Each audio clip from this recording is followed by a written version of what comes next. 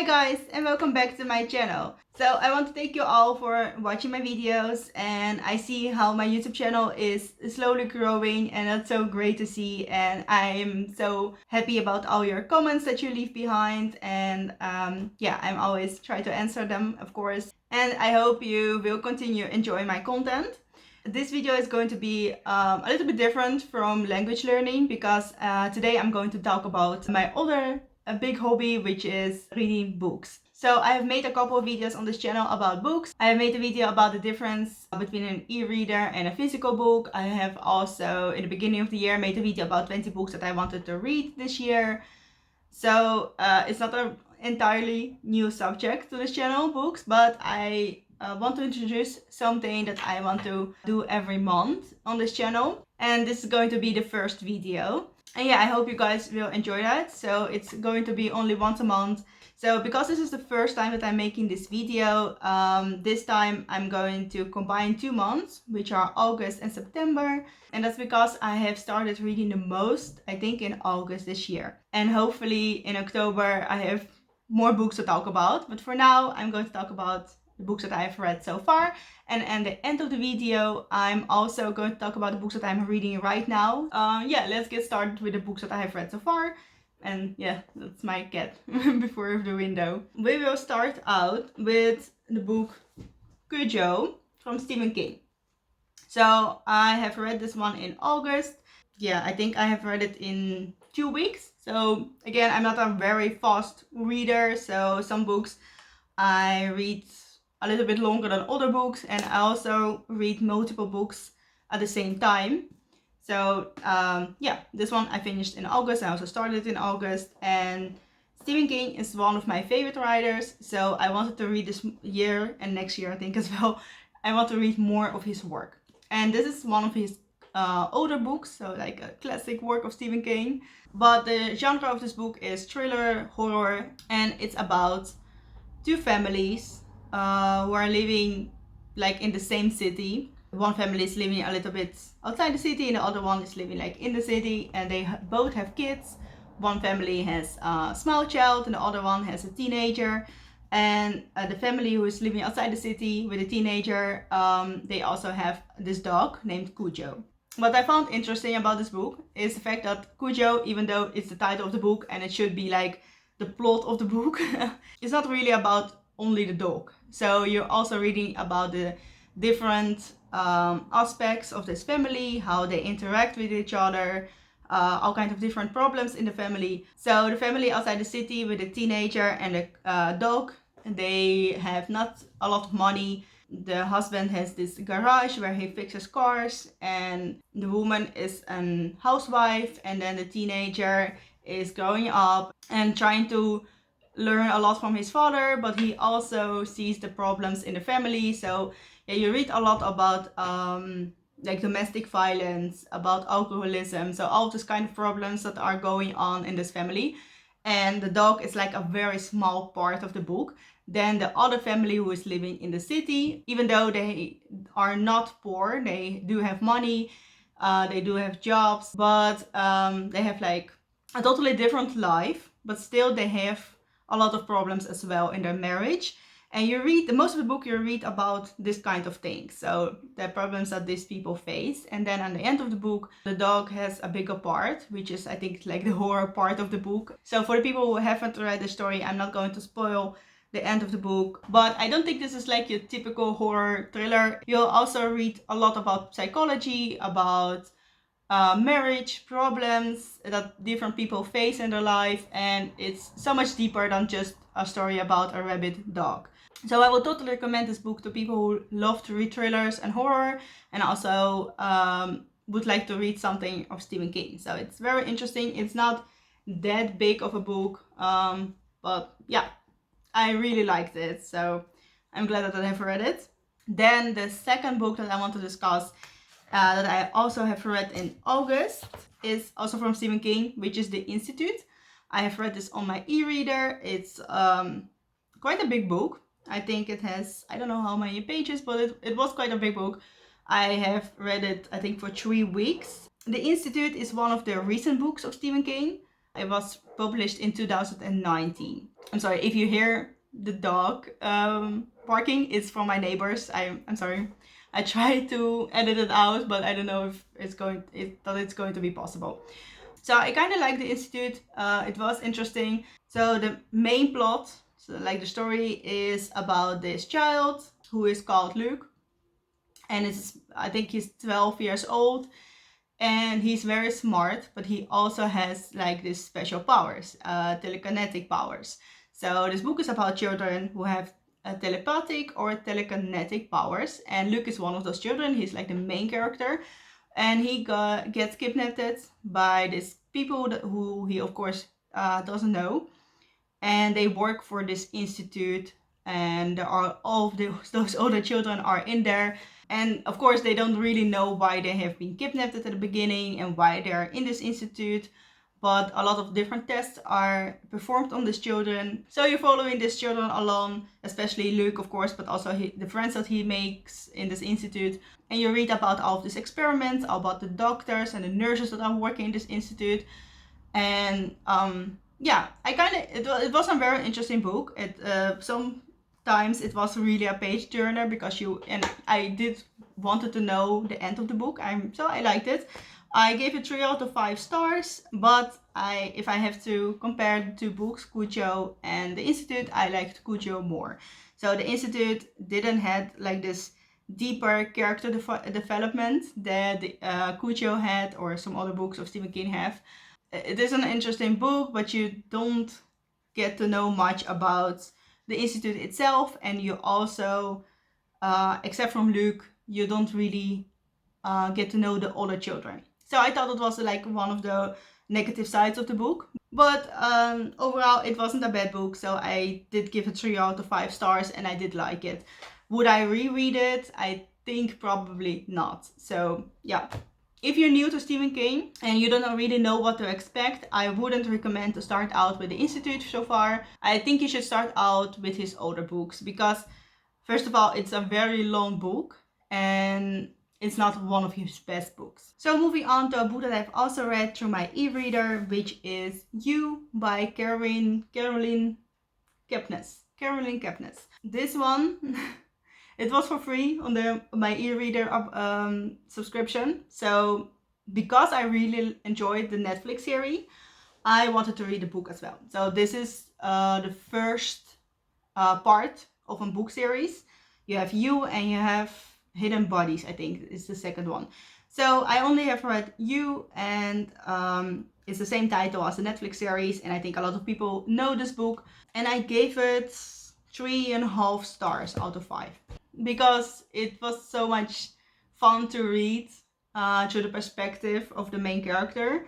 I really enjoyed how they made this character look. So the main character of this book is Joe Goldberg, who is a stalker and who is also, I don't know if you can describe him as a psychopath or a sociopath, but it's somewhere in there, somewhere between those two. So he lives in his own kind of world. He doesn't really understand that the things that he is doing are wrong.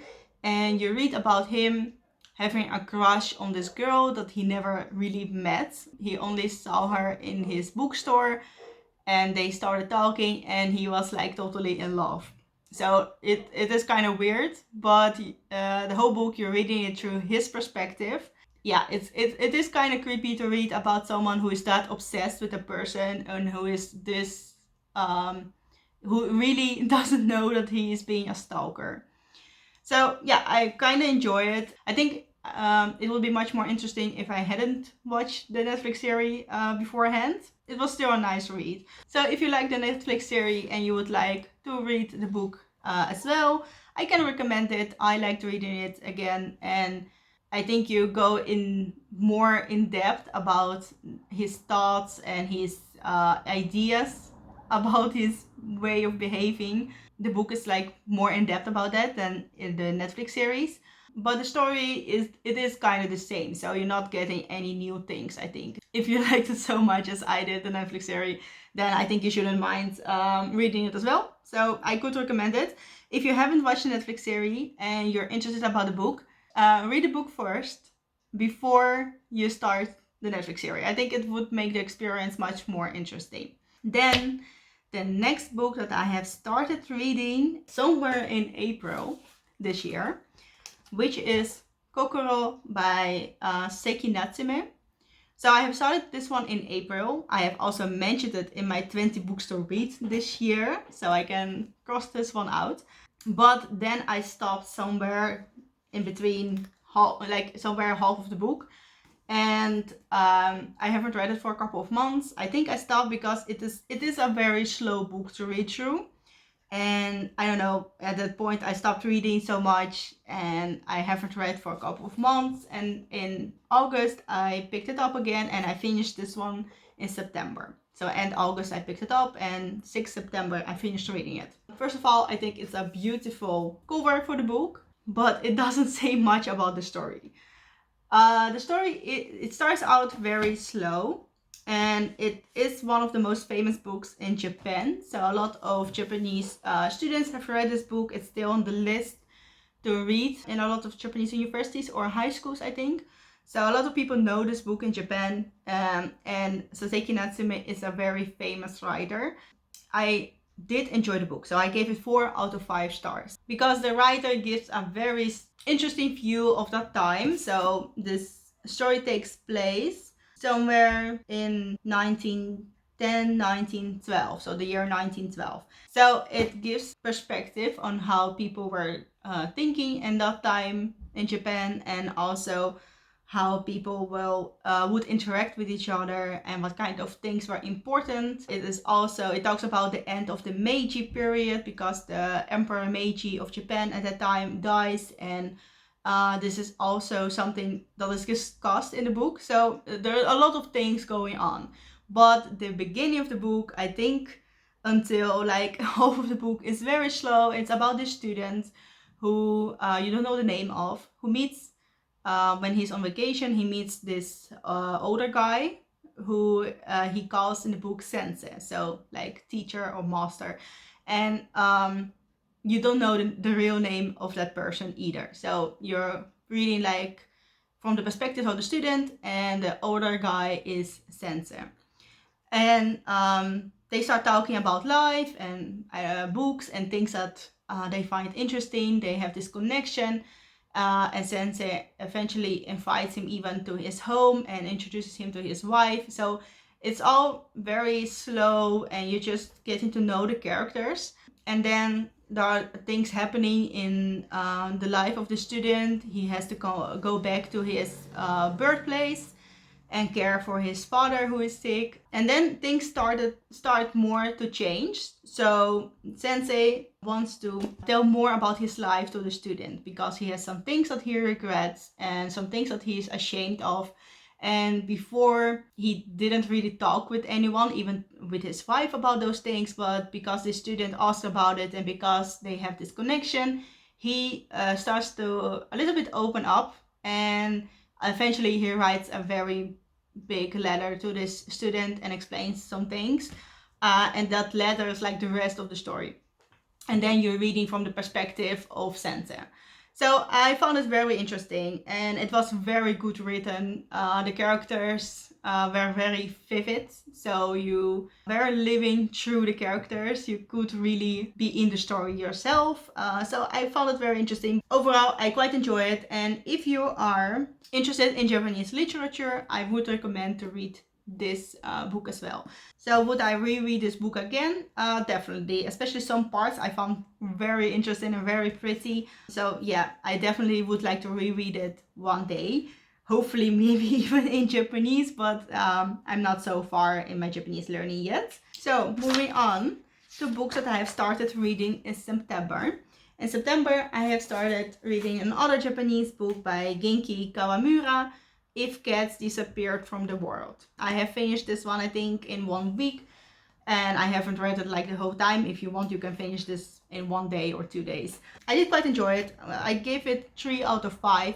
I think the translation of the book is not always very good. I have read it in English, especially in the beginning of the book. I think I found some mistakes and some sentences didn't really make sense. I don't know if other people had also this idea when they were reading this book. Overall, it is quite an interesting book. So the question of the book is more like, what would you sacrifice for an extra day of life? So it's about this one young man who discovers from the doctors that he only has 1 year to live. And he really starts thinking, he gets this like depression feeling, of course, which is obviously normal in that kind of situation, but he starts to think about all the things that he did and missed out on, and he wants to make like this list of things that he would like to do in that year. But then the devil appears before him, and he says like, well, you don't have a year, you have only 1 day. The doctors of course don't know that, but I know it because I'm the devil, and I know that you only have 1 day to live. Of course, that's very shocking to hear, even after the news that you only had like 1 year to live. And the devil gives him an option. So the option is to let something disappear from the world. So for every one thing that he makes disappear from the world, he can live 1 day. So this book goes in depth about what is like really important in our life. What would we like to disappear or to sacrifice for 1 more day on Earth? I think it's a very big subject. I think it's a lot to discuss, and you can't really discuss it in such a small book. So you go through all of those things that he lets disappear in a very fast way. You do look back on his life, and you do think about everything that he lets disappear. They discuss it in the book, but it's just all too fast. And I think it would be a better book if it had more like pages, if it had more depth into the story.